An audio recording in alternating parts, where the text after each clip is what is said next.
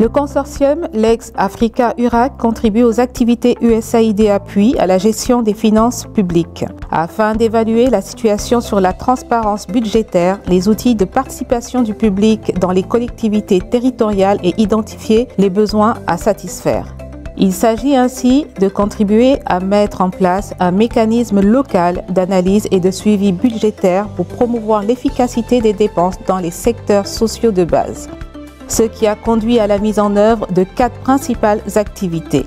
D'abord, une analyse des ressources budgétaires qui a révélé, selon Dr Khadim Bamba Diagne, que boo xoolee état bi at mi yëpp li muy jox communauté yëpp Sénégal collectivité yëpp ça tourne autour de 86 milliards après boo ci boolee 22 milliards pakase day nekk ay 109 110 milliards loolu matul lu bari.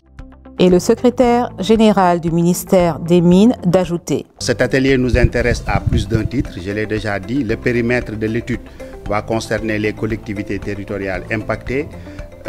Ça va toucher aussi la réglementation au niveau du secteur minier avec le code des mines, mais aussi surtout peut permettre d'avoir une plus grande légitimation de nos activités minières. Donc ce qui fait que c'est les résultats qui à terme devront permettre de pouvoir approfondir davantage les pistes de solutions que nous pourrons trouver au profit de nos collectivités territoriales.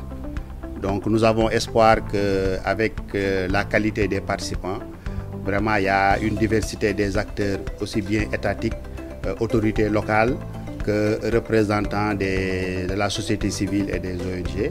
Donc le tout dans des échanges diversifiés peuvent nous permettre d'aboutir à des solutions vraiment partagées.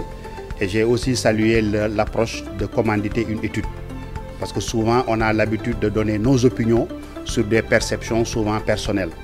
Il est bon d'aller sur des paramètres encore beaucoup plus objectifs, sur des éléments recueillis et des données sur le terrain et pouvoir, au terme d'une étude partagée, pouvoir vraiment dégager les options et les différents scénarios qui devront peut-être guider l'action dans ce domaine de répartition des ressources budgétaires et surtout des dépenses sociales au profit de nos collectivités impactées.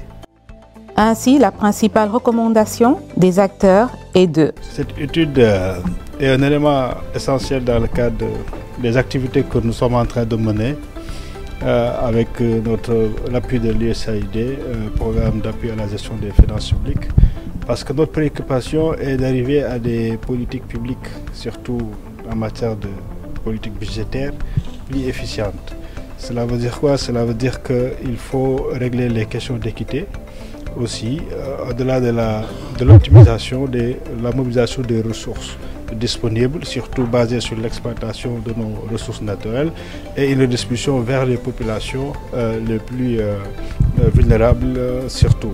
Alors cela veut dire quoi? Cela veut dire que tout simplement il faut surveiller dans l'optique de décentralisation qui est une option, l'acte 3 qui à l'horizon 2025 devrait amener nos collectivités territoriales à être des collectivités territoriales viables, compétitives, dynamiques et durables. Et cela veut dire quoi? Cela veut dire que ça ne suffit pas seulement de déplacer des compétences, mais il faut déplacer des ressources.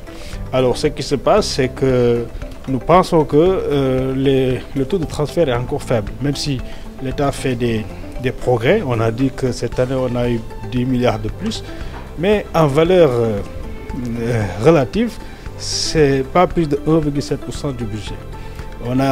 On parle de 109 milliards qui sont transférés, total des transferts vers le collectivité territoriale, 600 une collectivité territoriale si je ne m'abuse, sur un budget de 7 000 milliards. Alors qu'on veut un développement qui puisse parvenir donc des collectivités territoriales. C'est que dès qu'il y a des défis majeurs, et surtout que si on va de près, on se rend compte que tous les transports légaux ne sont pas effectifs. Voyez-vous, des efforts sont faits, mais si on fait le lien avec là où on extrait nos ressources naturelles pour produire de la valeur ajoutée, c'est-à-dire les fonds miniers de développement, le fonds de péréquation et d'appui au développement, mais surtout le fonds d'appui au développement local, les transferts ne sont pas effectifs. Et à ce niveau-là, je pense qu'il faut davantage alerter l'autorité parce que notre engagement commun, que ce soit de l'autorité que des citoyens, c'est que ces revenus mobilisés puisse aller vers les populations au niveau décentralisé.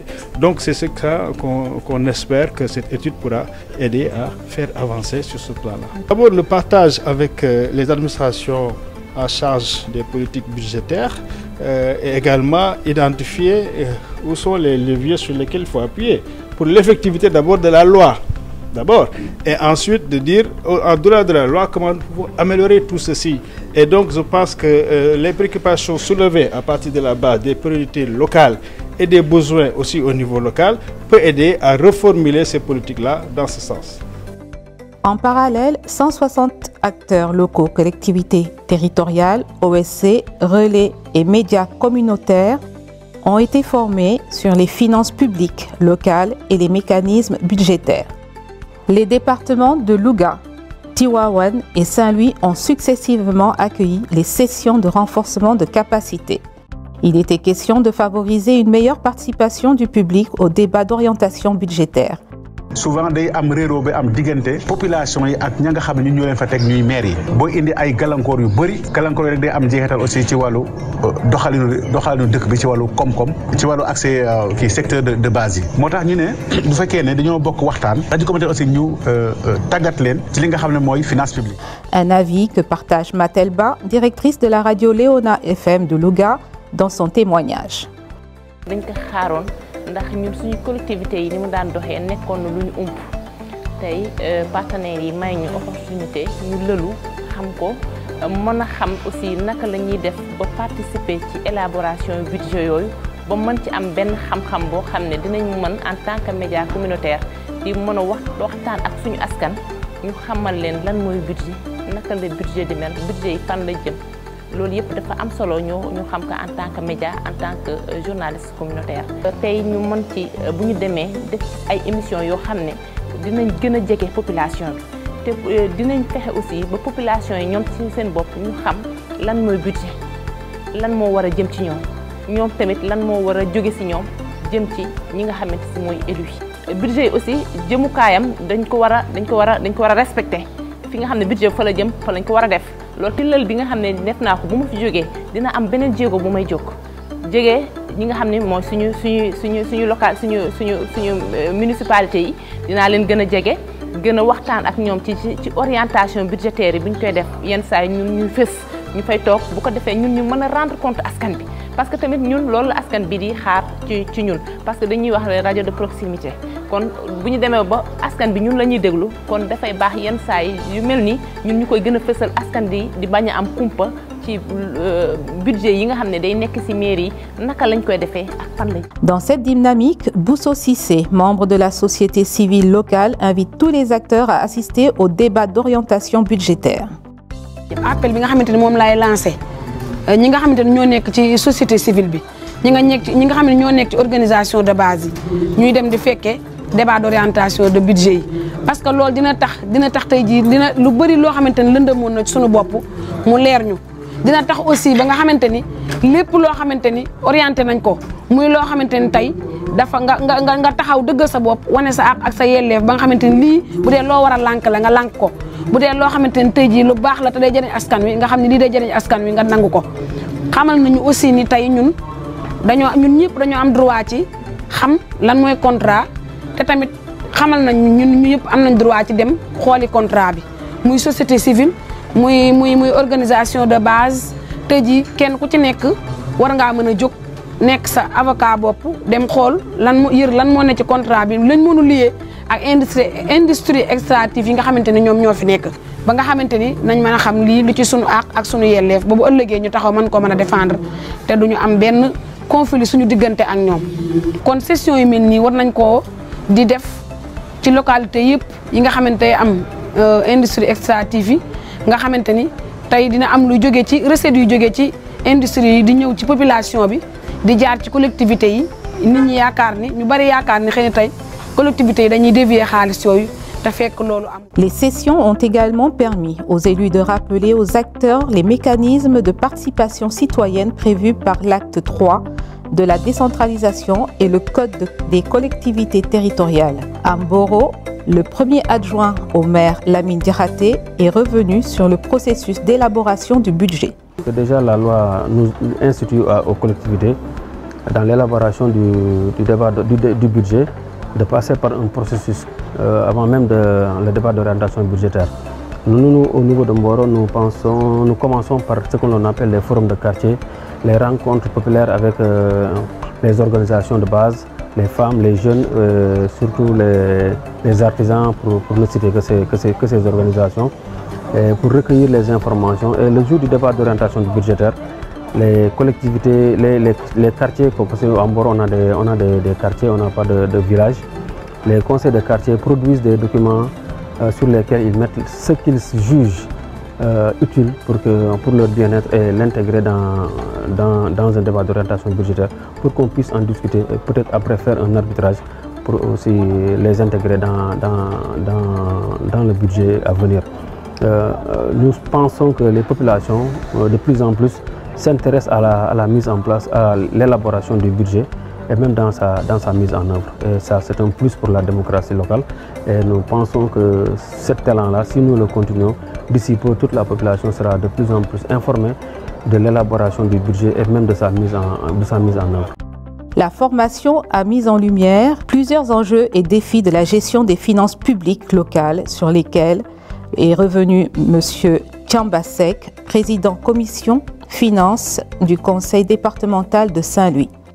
Dans le code des collectivités territoriales, l'article 12 dit que les élus locaux ont droit à une formation adaptée à leurs fonctions. Donc, vous n'êtes pas sans savoir que les questions budgétaires sont des questions complexes, assez techniques. Donc, il faut que les élus locaux soient formés à cela. Il faut que les collectivités locaux sachent lire un budget. Il faut que les élus locaux sachent lire un compte administratif. Sinon, ils vont voter sans pouvoir comprendre les véritables enjeux. Ils vont voter de manière désintéressée, ils vont voter avec indifférence. Moi, je crois que la formation est extrêmement importante. Elle est surtout importante quand elle concerne les questions financières, c'est-à-dire les questions budgétaires. Par rapport à la mobilisation des ressources, d'abord des questions vraiment fiscales. Il y a le problème de la détermination de l'assiette fiscale, il y a le problème du recouvrement, parce qu'il y a des difficultés par rapport au recensement de toutes les activités taxables. Je crois que ça pose un problème extrêmement difficile aux collectivités locales. Sur un autre aspect aussi, ce que les collectivités locales reçoivent des autorités aussi n'est pas très fondamental au plan financier. Ce sont les fonds de dotation et les fonds d'équipement des cultures. Le taux est extrêmement bas. Vous n'êtes pas sans savoir que les fonds de dotation, c'est 3,5% de la TVA collectée au niveau national et les fonds d'équipement 2,%. Je crois que ce sont des ressources là externes assez difficiles. S'il y a des mobilisations, s'il y a un problème au niveau de la mobilisation des recettes et que les ressources externes aussi vraiment n'ont pas un taux assez intéressant, donc vous voyez les difficultés auxquelles sont confrontées les collectivités locales. Autre chose aussi, ce sont des collectivités qui mettent toujours l'accent sur le budget de fonctionnement. Et qui dit budget de fonctionnement dit surtout des dépenses de personnel. Raison pour laquelle souvent avec ces difficultés, les collectivités locales n'ont pas assez de moyens pour se consacrer à des investissements au niveau de leur localité. Là aussi, ce sont des aspects extrêmement difficiles. Je crois que maintenant, avec l'exploitation future du gaz, ça peut être une plus-value au niveau de la commune de Saint-Louis. Parce que certainement, il y aura des retombées financières pour la commune de Saint-Louis et des retombées sur d'autres aspects. Je crois que nous souhaitons ardemment que cette exploitation et que les retombées vraiment vont profiter à Saint-Louis, surtout par rapport au contenu local. Et qui dit contenu local dit aussi valeur ajoutée par rapport aux entreprises locales, mais surtout par rapport à la main-d'œuvre locale. Ainsi, il est apparu que dans le département de Saint-Louis, comme de Tivaouane, le projet répond à une demande sociale forte, la mise en place de cadres de concertation pour l'analyse et le suivi budgétaire. Ces ateliers de partage d'expériences ont également soulevé une problématique essentielle à ces communautés hôtes des activités extractives, l'accès à l'information. Un plaidoyer lancé par Magor Khan, maire de Darou Khoudoss, qui souligne l'importance d'impliquer les collectivités territoriales au processus de prise de décision et négociation des contrats. Moi, personnellement, bi yàlla dogalee mu jël ki destiné de la commune de Darou Khoudoss yàlla seede na ma ni jéem naa seeti ji ku ne les ministres de tutelle seeti ji naa leen dem naa fi ba le centre des grandes entreprises dem naa fi fii au niveau du receveur de Thiès mais à chaque fois su ma demee c'est-à-dire par extraordinaire da nga dul mën a comprendre pourquoi maanaam certaines réponses bi ci njëkk mooy bi ma seeti jee benn kilifa bi nekk Thiès yàlla rek ko tax may wax ak àjjuma ji xam nga lu ma tontu monsieur le maire je ne peux rien pour vous noonu la ma tontu monsieur le maire je ne peux rien pour vous parce que boobu dem noonu naa di seeti ji fan la collectivité war a mën a jaar pour au moins mën a am dara ci industrie yi comme ce sont les bras techniques ñoom la fi état teg war nañu mën a xam loolu nga jóge ci loolu nga yeggaat ba ci ministère yi foofu moom lan lañ wax monsieur le maire il faut négocier te nag le mal dans tout ça tey heureux d'avoir entendu au moins que yéen am ngeen contrat bi masuma ci teg bët ban collectivité la ñu mas a associé ci prise de décision wala ci benn contrat par rapport à ces industries là masulam et pourtant on est là pour les collectivités su ko defee yu mel nii suñ koy démultiplier ñu ànd ci di ci xeex xëy na lu bëri dina changer te nag changement bi ci njëkk mooy déjà qu'on associe les collectivités ci prise de décision yi par rapport à ça ñu mën a xam nekk sur la table de négociation effectivement madame la présidente toog ci table de négociation bi au moins tu peux négocier quelque chose un pourcentage sax au moins pour la collectivité mais rien de tout cela ma jóge ci loolu ma dem bi ma njëkkee nag wax lu jëm ci wàllu contrat industrie ci ministre bi laa demoon benn collègue am di ma laaj ndax amoo contrat bi monsieur le maire vous imaginez xaw ma daf may mbalak xaw ma lu ma ne monsieur le maire est-ce que vous n'avez pas le contrat wala boo ko amee est-ce que doo ñu ci dimbali dégg ngeen loolu mais là je me pose la question à savoir kon contrat bi fu mu nekk kan moo koy signé c'est-à-dire dañ lay lëndëmal léeral la boo xam man finalement comme vous l'avez dit au niveau de notre zone très sincèrement ay nit a ngi fa yu am xam-xam très sincèrement yuy xeex ci mbir mi mais nag foofu nag ñàkk xamu population bi mooy tax ba la majeure partie de ces populations là li ci ëpp li ñuy def mooy au lieu ñu jàppale la maanaam ci mbir moom ngay xeex pour seen askan ak yëf ñu jot ko maanaam yow la ñuy xeex te ñi xam duñu xamle looloo fi am en tout cas lu mel ni daal maa ngi koy saluer di inviter tout le monde di remercier encore une fois de plus Lex Africa ak USAID di leen wax ne bu ñu xësee ba commencer nag ces séances de formation là ba jiital ci le conseil départemental man maa ngi ñaan ñu njëkkee ji ko commune de Darou Khoudoss su ko defee man on va prendre les dispositions nécessaires pour mën ko sax def ko du doon loo xam ne ça concerne uniquement les conseils municipaux mais ça concerne maanaam tout le monde suñ ko mënee def benn audience publique ñëpp a toog parce que lu mel nii c'est-à-dire du ñaar ñett rek ko war a xam kay dox kii sax war na ko mën a xam il y a les organisations de femmes, il y a la société civile, il y a les associations, il y a les ASC, ñëpp a ngi fi. La mobilisation des ressources, particulièrement celles issues du secteur extractif, a également été à l'ordre du jour durant la mise en œuvre des activités. La déclaration de Tivaouane en cette journée de vendredi 24 novembre 2023. Nous, présidente du conseil départemental, maire des communes du département de Tivaouane et membres de la société civile, réunis sur invitation du conseil départemental de Tivaouane, avons mis en place un cadre de concertation territoriale ouvert aux différentes parties prenantes de la société civile, des organisations communautaires de base, du secteur privé et des services déconcentrés pour échanger sur les priorités de développement durable du département.